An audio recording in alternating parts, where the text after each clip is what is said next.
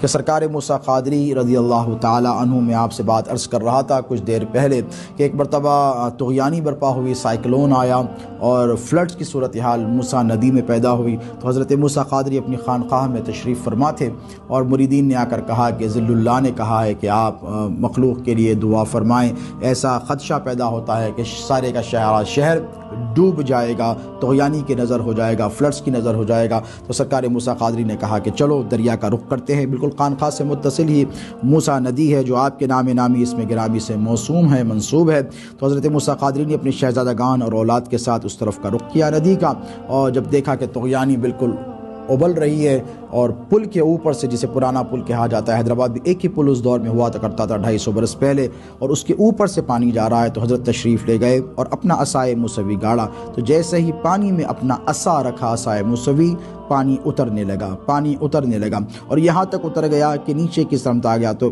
اپنا عصا گاڑ کر کہا کہ تجھے اس کے اوپر آنے کی اجازت نہیں ہے۔ دوستو، یہاں پر لوگوں کو تعامل ہو سکتا ہے، میں کہتا ہوں کہ در حقیقت یہ تو اولیاء کی، یہ تو صحابہ کرام کی سنت مبارکہ ہے۔ اسی دور کا، اسی وقت سے جب یہ طغیانی اتری، اسی دن سے موسیٰ ندی سرکار موسیٰ قادری رضی اللہ تعالی عنہ کے نام سے موسوم ہو گئی، انہی کے نام سے آج بھی جانی جاتی ہے اور صبح قیامت تک جانی مانی جائے گی۔ ایک مرتبہ دجلہ میں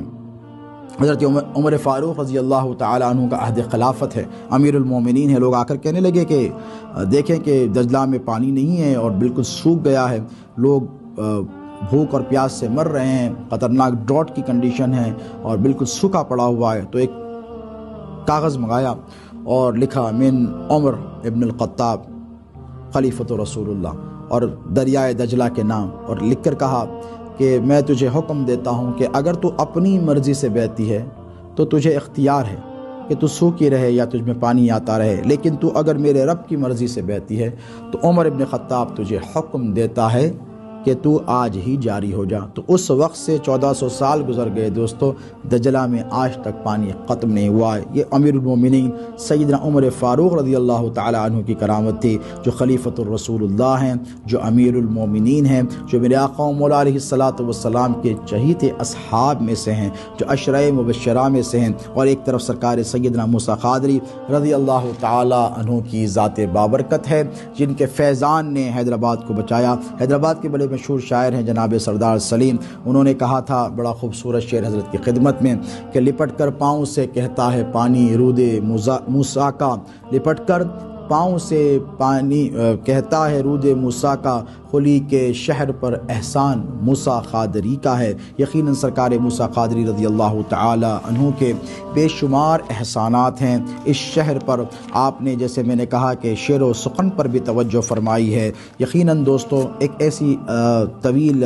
فہرست ہے عناوین کی کہ اگر میں بیان کرتا چلا جاؤں تو سامنے کتابیں رکھی ہیں، صبح سے شام ہو جائے، شام سے صبح ہو جائے، زندگیاں پوری ہو جائیں، لیکن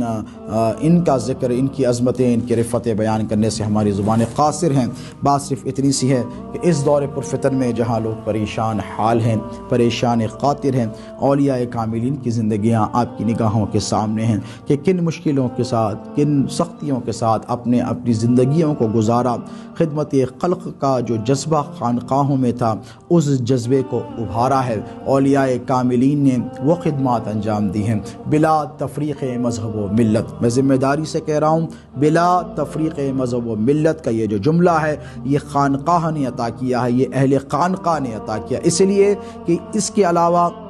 مسلمانوں میں جتنے فرقے ہیں کوئی اس کا دعویٰ نہیں کر سکتا۔ اس لیے نہیں کر سکتا کہ آپس میں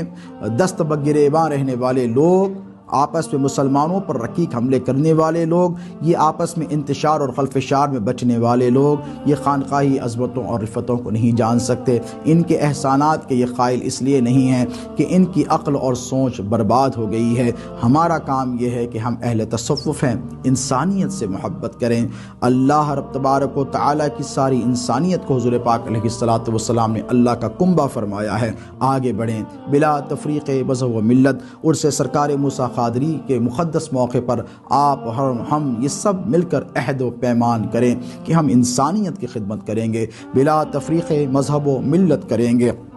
اپنوں کی بھی خدمت کریں گے، پرایوں کی بھی خدمت کریں گے، اللہ کے بندوں کی خدمت کریں گے، اللہ کی ساری مخلوق کی خدمت انجام دیں گے۔ یہی تعلیمات ہے سلسلے عالیہ قادریہ لطیفیہ اور موسویہ کے سرزمین دکن پر، سرزمین ہندوستان پر، جن کے فرد فرید میرے والد بزرگوار شہزادے حضور غوث العظم